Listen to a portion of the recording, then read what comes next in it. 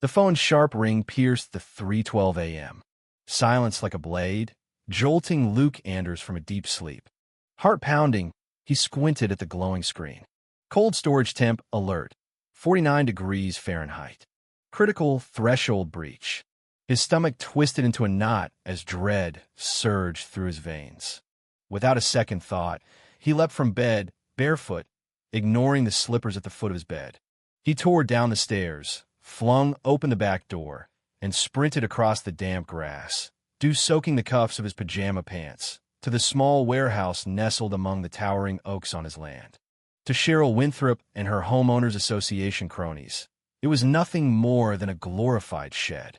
To Luke, it was a state-critical emergency supply depot, and its failure wasn't an inconvenience seat could cost lives.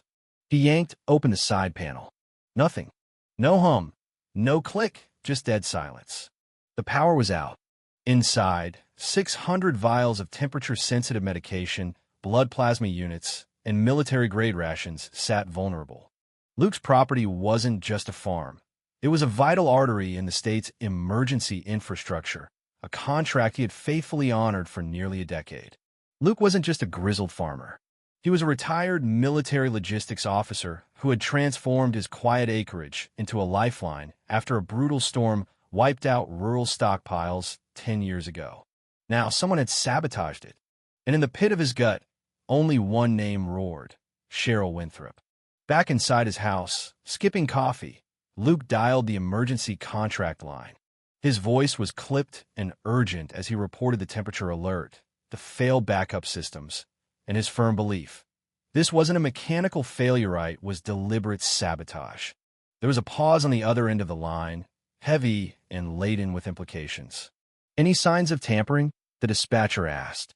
Luke hesitated, then answered, "No cut lines. No damage."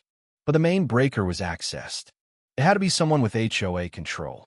He said it out loud: Cheryl Winthrop. His jaw clenched as the dispatcher confirmed an escalation would be needed. Just last week, at a community meeting, Cheryl had launched into a diatribe about non-compliant structures, her gaze lingering venomously on Luke's barn and warehouse. Her monologue about suburban beauty was a paper-thin veil for a targeted attack. Her obsession with control was pathological beyond mere aesthetics. It was about domination, about suffocating anyone who dared operate independently under her reign. By sunrise, Luke was parked outside the HOA clubhouse, a fresh cup of coffee steaming in the cup holder, waiting. When Cheryl's bloated SUV swung into the lot, Luke blocked her path with his truck. She laid on the horn, but Luke didn't move. Dressed in a blinding neon tracksuit, she swung open her door with theatrical disdain, her painted-on smile gleaming in the early light. "Morning, Luke," she said sweetly. Luke cut through the pleasantries. "Did you cut power to my facility?" She blinked innocently, then grinned wider. "That industrial freezer you're passing off as a shed? Non compliant. I had our contractor shut it down yesterday. Should have done it sooner. What's in there?" "Frozen roadkill." Luke's voice was granite. "Emergency supplies. State-level vaccines, plasma, rations. You might have endangered lives." Her laugh, a shrill, mocking cackle, startled two board members standing nearby. "Oh, please. Don't play action hero, Luke. It's a shed with a deep freezer. You can't run a business here. Violation 3.6c. Expect paperwork. You shut down a state-authorized emergency depot," he said, stepping closer, his voice low and lethal. "That's a criminal act." She scoffed. "You can't scare me with made-up rules. I checked the zoning laws."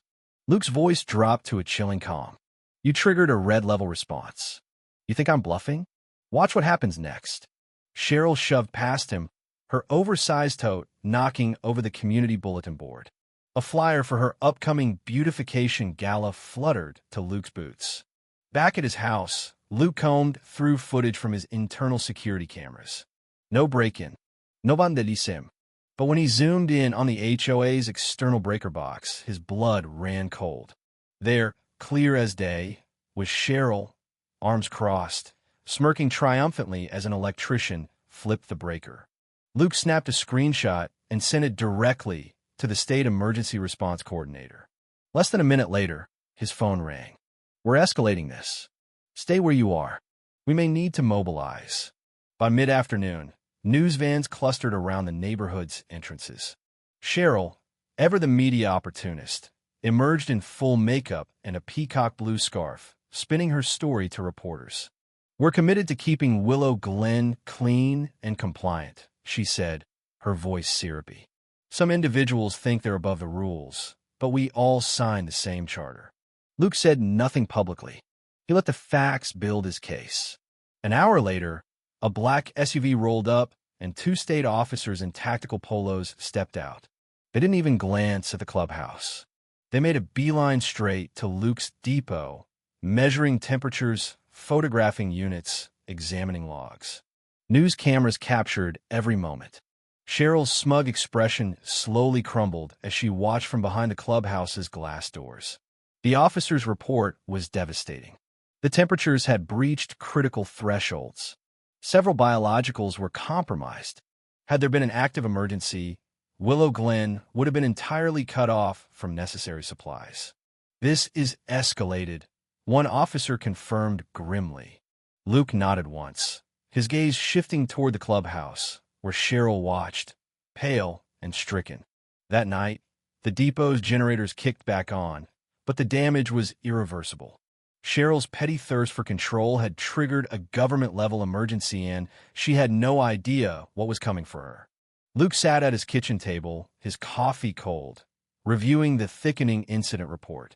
Compromised vaccines, emergency redistribution, frantic backup communications. Every vial lost was a potential life endangered. All because one woman couldn't bear someone else operating outside her sphere. Unmarked vehicles lined Luke's property. The next morning, state agents cross-referencing security footage, inspecting breaker boxes, analyzing timelines. Willow Glen's manicured streets buzzed with the hushed urgency of a covert operation. The doorbell rang.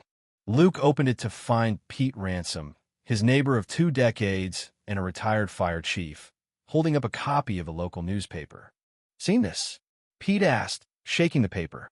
The front page headline blared.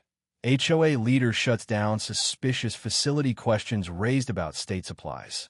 A picture of Cheryl, mid-smirk, sat beneath it. Luke almost laughed. Pete leaned against the porch railing, folding his arms. "She's done it now. Town's buzzing. Sheriff's Department phones are blowing up." Luke simply nodded, already planning his next move. This wasn't about restoring his depot's power anymore.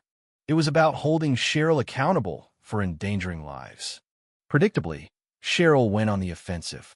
The next morning, every mailbox in the neighborhood was stuffed with flyers screaming about illegal sheds, noise violations, and unregistered militia activities.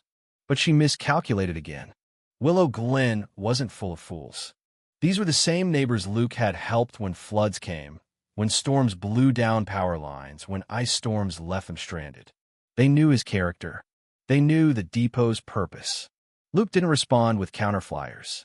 He gathered state contracts, maintenance logs, authorization letters, footage from past HOA meetings where Cheryl never once objected to the depot's existence, and handed it all over to the state investigators. "Keep it above board," Luke muttered to himself. "Let facts shout louder than her noise." The next day, agents from the State Department of Civil Infrastructure arrived, canvassing the neighborhood. They toured the depot, interviewed residents. Piece by piece, Cheryl's narrative disintegrated under the weight of the truth. A cease and desist order was issued against the HOA. A public hearing was scheduled to investigate Cheryl's leadership, financial activities, and abuse of power. Notices were stapled to every community bulletin board and mailbox in Willow Glen. The morning they posted it, Cheryl appeared in a lavender sheath dress, trying frantically to tear the notice down. Luke, walking past with a toolbox, calmly reattached it with fresh staples, their eyes locking for one electric second. Hers were wild with fury. His were cool, immovable. That night, Cheryl posted a shaky video to social media, trying to control the narrative, but it was too late. Her voice trembled. Her spin was incoherent. Behind her, the depot's restored lights glowed like a beacon of truth. The night before the hearing, Luke was awoken by the low growl of his German shepherd, Scout. Smoke curled up from the mulch bed around the Dakota, smoldering rag, drenched by the evening's rain before real damage could be done. Arson. Desperation. Luke called the fire department. Investigators confirmed it was deliberate. Surveillance footage showed a shadowy figurino, clear face, but Luke didn't need a mugshot. He knew. The public hearing was packed. Residents jammed into the town courthouse, the air crackling with tension. Cheryl sat pale and stiff between two stone-faced lawyers. The evidence was devastating. Tampered emergency facilities, falsified police reports, a community endangered for personal vendetta. Witness after witness testified against her. The judge's decision was swift. Cheryl was suspended indefinitely. The HOA board was ordered dissolved pending further investigations. Her personal finances were frozen.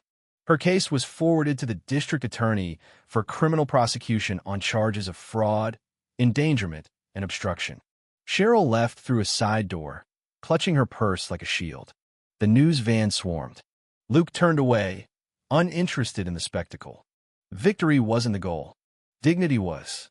Within weeks, Cheryl's house went up for sale. Rumors of divorce and frozen bank accounts swirled.